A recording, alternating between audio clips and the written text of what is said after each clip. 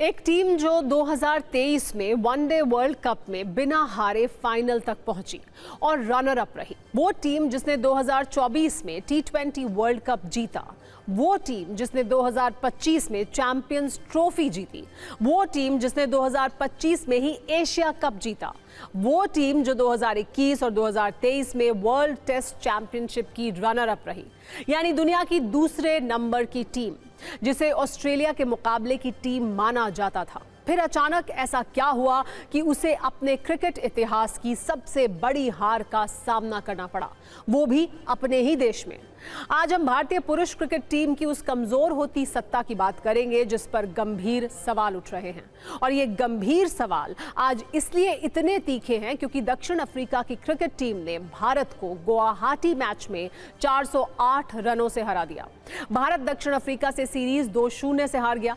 एक वर्ष के अंदर में घरेलू मैदान में ये दूसरी सीरीज हार है। इससे पहले न्यूजीलैंड ने भारत को बुरी तरह से हराया था और अब टेम्बा बावुओमा की टीम ने 2-0 से भारत को हरा दिया। ये वही टेम्बा बावुओमा हैं जिन्हें भारत के कुछ खिलाड़ियों ने अहंकार में बौना तक कहा था, लेकिन बावुओमा ने अपने खेल का स्तर बहुत ऊंचा किया और भारत के खेल का स्तर बौना था। इसीलिए आज भारत को जो हार मिली, वैसी हार आज से पहले कभी नहीं मिली थी। तब भी नहीं जब टीम इंडिया ने क्रिकेट खेलना शुरू किया था, और तब भी नहीं जब टीम इंडिया को एक कमजोर टीम कहा जाता था। ऐसे में आज सवाल यह है कि आखिर ऐसा क्यों हुआ और इसके लिए कौन जिम्मेदार है। जिम्मेदारी का यही सवाल आज भारतीय पुरुष क्रिकेट टीम के हेड कोच गौतम गंभीर से पूछा गया, तो उन्होंने जिम्मेदारी की एक लकीर खींच दी और खुद को पहले नंबर पर रखते हुए कहा कि मैं जिम्मेदार हूं तो और भी लोग तो जिम्मेदार हैं। एक बार सुनिए उन्होंने शब्दशः क्या कहा, फिर आपको भारतीय क्रिकेट टीम की कमजोर हुई सत्ता की कुंजी दिखाएंगे।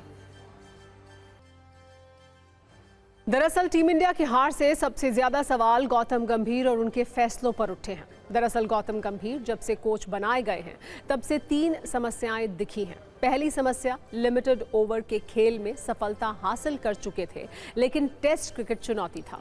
दूसरी समस्या, विराट कोहली से संबंध अच्छे नहीं थे। तीसरी समस्या, हार की सूरत में व्यवहार का बदल जाना, हार को पचा न पाना। पहली समस्या को विस्तार से समझें तो आईपीएल में गौतम गंभीर ने बतौर कप्तान और कोच जीत का स्वाद जरूर चखा, लेकिन टेस्ट क्रिकेट में न्यूजीलैंड भारत को 3-0 से हराकर चला गया। गंभीर पर सवाल उठने की शुरुआत वहीं से हुई, लेकिन तब गंभीर बीसीसीआई को ये समझाने में कामयाब रहे कि इस हार का जिम्मा टीम इंडिया के 2 सीनियर बल्लेबाजों को जाता है। ये दिख भी रहा था कि इन दोनों खिलाड़ियों ने रन नहीं बनाए थे। न्यूजीलैंड के खिलाफ सीरीज में रोहित शर्मा के कुल 91 रन थे और विराट कोहली के 93 रन थे। दूसरी समस्या, निजी संबंधों को पेशेवर संबंधों से ऊपर रखने का है। गौतम गंभीर के विराट कोहली से संबंध पहले से अच्छे नहीं थे। कोच बनने के बाद रोहित भी गंभीर के रडार पर आ गए। ऐसा माना जाता है कि गौतम गंभीर टीम इंडिया को लेकर ऐसी छूट चाहते थे कि उनसे कोई सवाल ना पूछा जाए। इंग्लैंड की पिछली सीरीज से पहले इन दोनों को ही संकेत दे दिया गया कि इन्हें नहीं चुना जाएगा। मजबूरन दोनों ने संन्यास लिया। स्थिति ऐसी बन गई कि विराट और रोहित को सोशल मीडिया के जरिए संन्यास लेना पड़ा। इसी बात का जिक्र विराट कोहली के भाई ने भी आज कर ही दिया। विराट कोहली के बड़े भाई विकास कोहली ने मुख्य कोच गौतम गंभीर और अजीत अगरकर की अगुवाई वाली चयन समिति पर सवाल उठाए। एक समय था जब हम विदेशों में जीतने निकला करते थे, अब हम भारत में भी मैच बचाने उतर रहे हैं। जब आप ठीक चल रही चीजों को जबरन बदलते हैं तो यही होता है।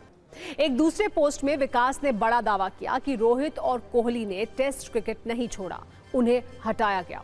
कुल मिलाकर विराट कोहली के भाई ने हार की सीधी जिम्मेदारी गौतम गंभीर पर अजीत अगरकर पर डाल दी।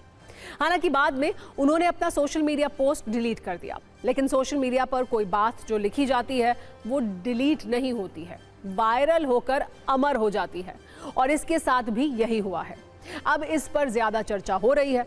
इन आरोपों से अलग तीसरी समस्या की बात भी करें तो परेशानी ये दिखी कि हार के बाद जिस धैर्य की जरूरत होती है, गौतम गंभीर वो धैर्य नहीं दिखा पाए।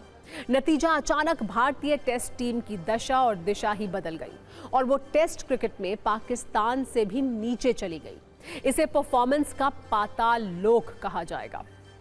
गौतम गंभीर ने सिर्फ टेस्ट टीम में बड़े बदलाव नहीं किए, बल्कि वनडे टीम में भी बदलाव कराया, जहां चैंपियंस ट्रॉफी में जीत दिलाने वाले कप्तान को यह कहकर हटा दिया गया कि बतौर कोच गंभीर के लिए अलग अलग खिलाड़ियों के साथ काम करना मुश्किल होगा।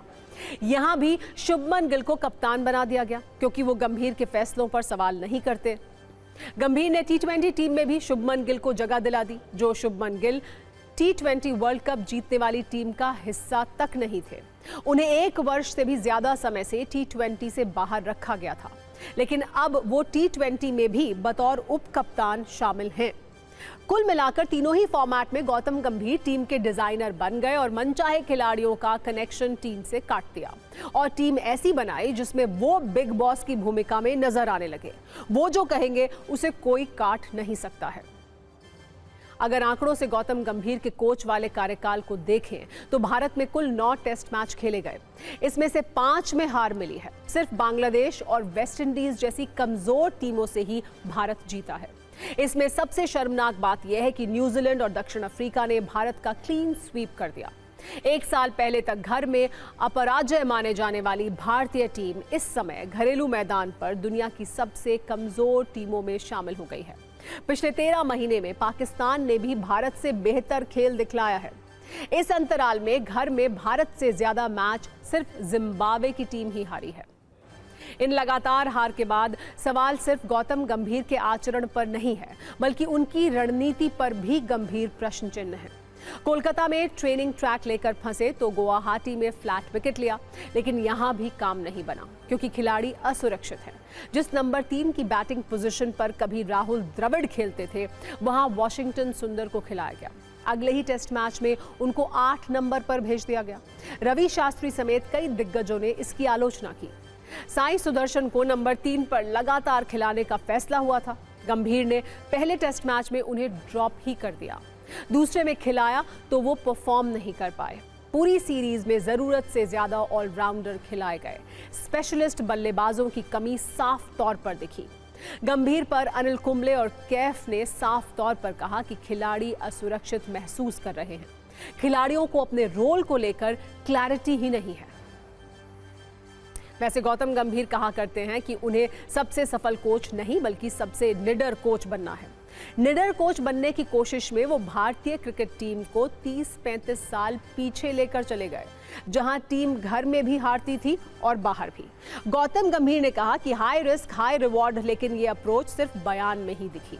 आज गौतम गंभीर को अपनी कामयाबी गिनानी पड़ गई। उन्होंने कहा कि मेरे रहते ही इंग्लैंड में सीरीज ड्रॉ की थी। इंग्लैंड में जीत का श्रेय गंभीर से ज्यादा कप्तान गिल को दिया जाना चाहिए, क्योंकि गिल ने वहां असाधारण प्रदर्शन किया था।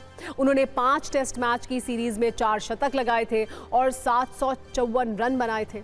दक्षिण अफ्रीका के खिलाफ गिल के ना रहने पर बल्लेबाजी बिल्कुल लचर दिखाई दी। कुल मिलाकर ये कहा जा सकता है कि टेस्ट क्रिकेट में टीम इंडिया को गंभीर चिंतन की जरूरत है।